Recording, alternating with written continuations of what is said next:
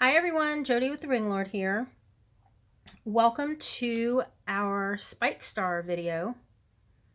We have 4 different versions of the Spike Star / flower on our website. We've got the large flower, the large star that uses our large anodized spikes, and it's got 6 arms. We've got our small star, which is the small anodized spikes using 5 arms. And then we have 2 that are very similar. We've got the 8-armed flower. You can see that it's got a round inside. And this uses a combination of our large and small anodized spikes, as well as our Star of Bethlehem. That's more of a diamond or square shape, depending on how you orient it. That also uses our large and small anodized spikes, but it has, like I said, the diamond or square inside. Go ahead and like and subscribe. Hit that notification bell to be notified when we upload new content to YouTube. So all of these are made in the same manner. They use different ring sizes. These 2 actually use small rubber rings, but the way that they're made is the same. So I'm going to take these away, leave this one here, and we're going to talk about materials. So we are making the large 6-armed star. So you will need 6 of our large size anodized spikes. For rings, you are going to need a total of 18 19 gauge, that's 1 millimeter wire, 7/32 of an inch inner diameter in any kind of material you want. I'm going to use copper today. I want you guys to be able to see what I'm doing, so I'm going to use one color for each different set of rings. So that's 19 gauge, 7/32. You will need 6 open and 12 closed. Then you will need 12 16 gauge, that's 1.6 millimeter wire diameter, 5/16 of an inch internal diameter. Again, any material. These are our soft cut anodized aluminum in matte pink. And lastly, you will need 6 18 gauge, that's 1.2 millimeter wire, 1/4 inch inner diameter rings. These are our saw cut anodized aluminum, and this is our matte green. And lastly, you will need 2 16 gauge, 7/16 of an inch internal diameter, that's SWG 1.6 millimeter wire by 7/16 of an inch ID. I am using bright aluminum. You can use brass, bronze, stainless steel, whatever you want to use. These are not available in anodized aluminum. So let's get started. I'm going to put these to the side. You're going to need your 6 spikes and your 19 gauge 7/32 rings. You are going to pick up one of the open rings and place 2 of the closed rings on it, but don't close the ring yet. You're going to take that open ring and you're going to put it through the hole at the top of one of the spikes. Now you can close the ring. Okay, we're going to do this 5 more times. I'm going to show you twice, and then I will do the other ones off camera. So 2 closed rings on an open ring. Put the open ring through the hole in the large spike and close. Okay, once you have all 6 of these finished, again, this is a spike, a closed ring, and then 2 closed rings. So once all 6 of those are done, you're going to take one of your 16 gauge 7/16 rings. Now the trick here, you're going to flip these two rings back around the spike like you're doing Byzantine. This ring needs to stay outside, like hanging out like it is right now. You're going to take your large ring and go through the two rings on either side, making sure that it is either above, see how this is sitting above this ring, or below it. So you need to do the same thing for all 6 of the spikes. It can be difficult to do this one-handed. So you're going to flip them back. And again, you're going through those two rings, but making sure that you stay above or below, however you did it, that center ring.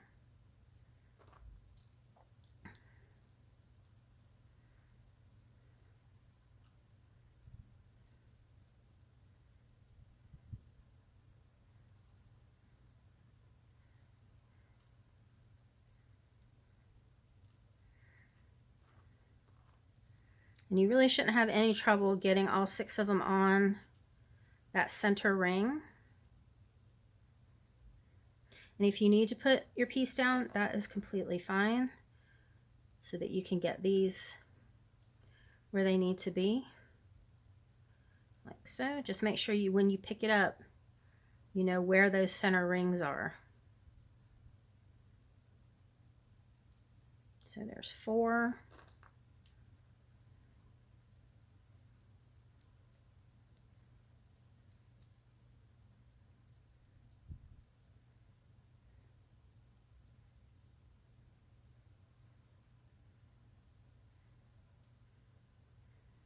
Five.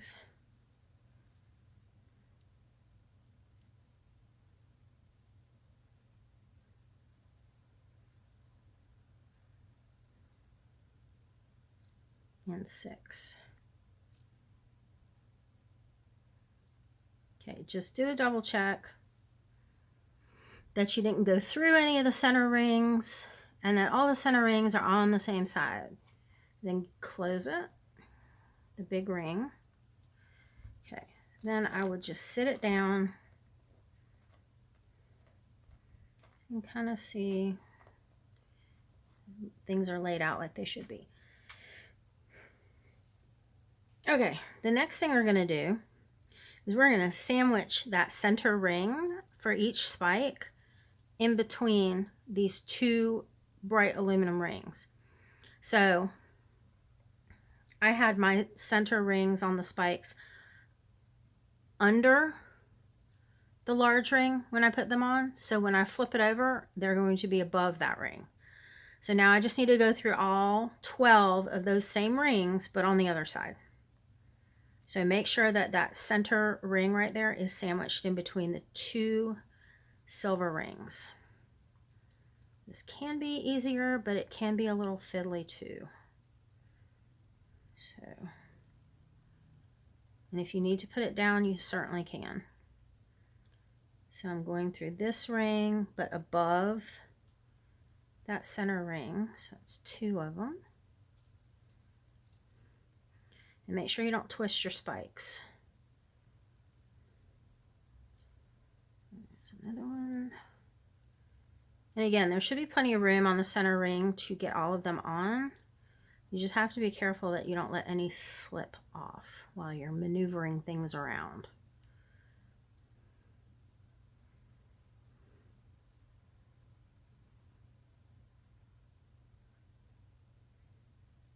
So that's 5 of them. And if you notice, I sort of keep moving the ring around so that there's more here than here. That way I've got a little bit of room to maneuver the rings on to that large ring. Okay, there we go. So if your pliers aren't thin enough, mine are very thin here on the edge of the jaw, so I can probably do this. But if yours aren't, grab a pair of pointier pliers. Xerons would be a good choice. Chisel nose would be a good choice. And go ahead and close this ring. So just want to double check that you've got your center rings in between the 2 silver rings. All right, the next step is going to be to use our 16 gauge 5/16 rings. So mine are matte pink. What we're going to do is the 2 rings that you attached that sit beside each spike, you're going to put one of these rings through. That's it. You just go through the 2 rings that are attached or beside, folded back beside the spike. And you do this 12 times. So you do 6 on the top and 6 on the bottom. This is a lot like making a scale flower, except for that you're using the 2 rings on one spike and not grabbing a ring from this spike and that spike like you would on a flower.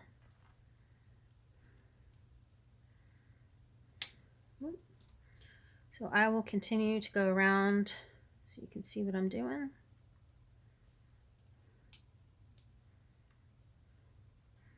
Feel free to fast forward through this if you've got it.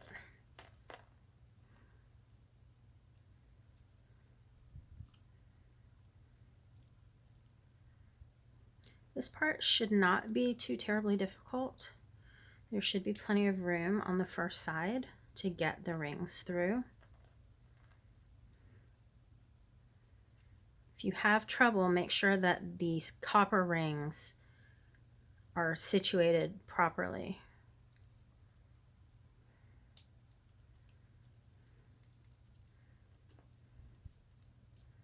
So this is the 6th ring, so that's the last ring for that side.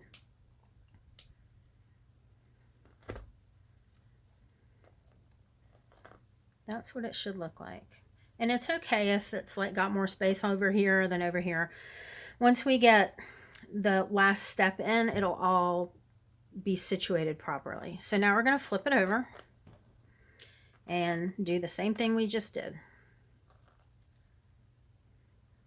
So this 2 rings surrounding a spike are going to get one of these rings.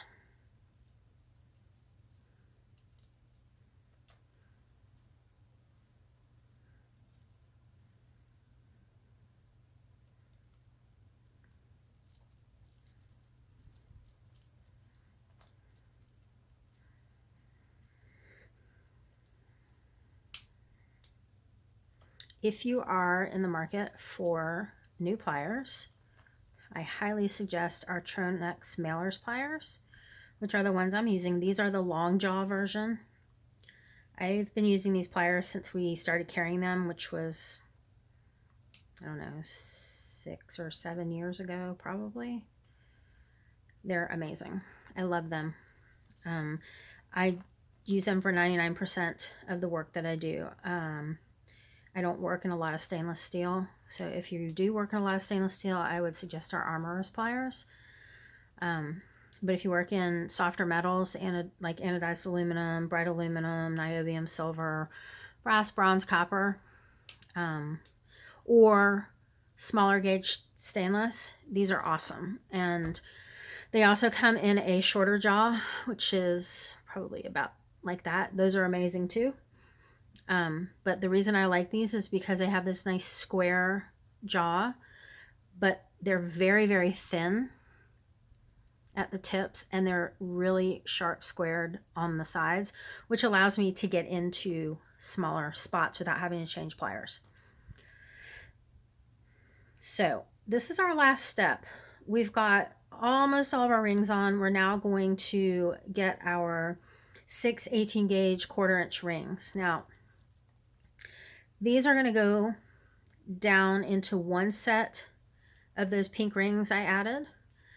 I usually flip it around and they go through the next set.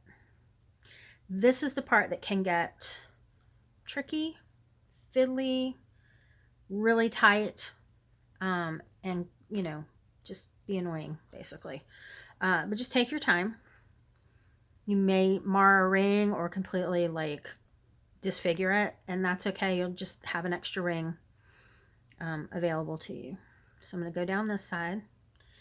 Now you'll notice I'm having a little trouble getting it through.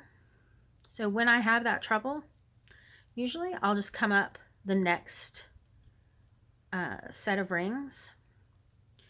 And also it looks like I may not have my ring open quite enough. So let's try that as well. Okay, there we go.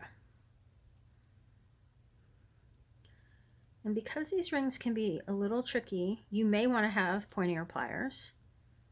You may not want to use an anodized ring so that it doesn't show if you scratch, or it doesn't show as much. So I'm going to try going through this one. And so if I can't get it through, sometimes you just have to put your pliers down and maneuver the ring in. See? There we go.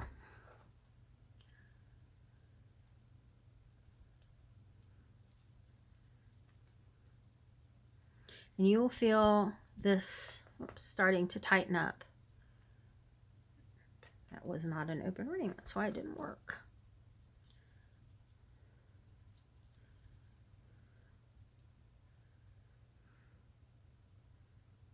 There. So what I just did is I just kind of pushed these two rings together so that I could get the green one through.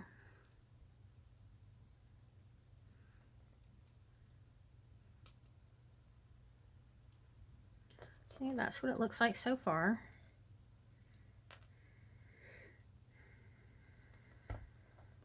And again, you can do these in any colors or materials you want. I just chose these so we could have discrete colors for each step.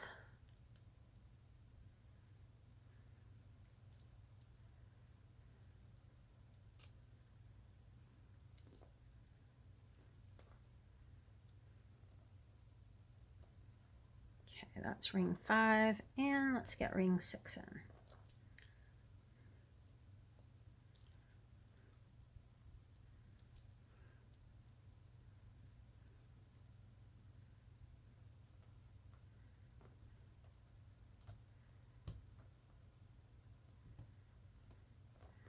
And that is it. So you can go through and kind of straighten out your ring closures. So this one is not as rigid as, say, well, that one's not rigid, as, say, these. But if you're hanging it, it's really not going to make that much of a difference because it's going to hang straight down. And to hang it, you could just add fishing wire, you know, through each side of these rings. You could add some more rings until you get to the top, and I mean, you can really do it however you'd like. So again, all of the stars and flowers are made in the same manner. They just use slightly different rings and ring sizes. I will say that the ones that use the rubber rings, which would be the Star of Bethlehem and the flower that uses both sides, both sizes of spike, are a little bit more difficult to make. The stretchy rings are here in the middle, and they're kind of tight, so there's a lot more maneuvering to get these large rings in those. Once you have that, it's fine. If you need help with a tutorial of ours or a weave or a project, please contact us at projecthelp@TheRingLord.com. If you have order or product questions, please email customer service at orders@TheRingLord.com, and they'll be happy to help you. I hope this video has been useful, and I hope you have a great day.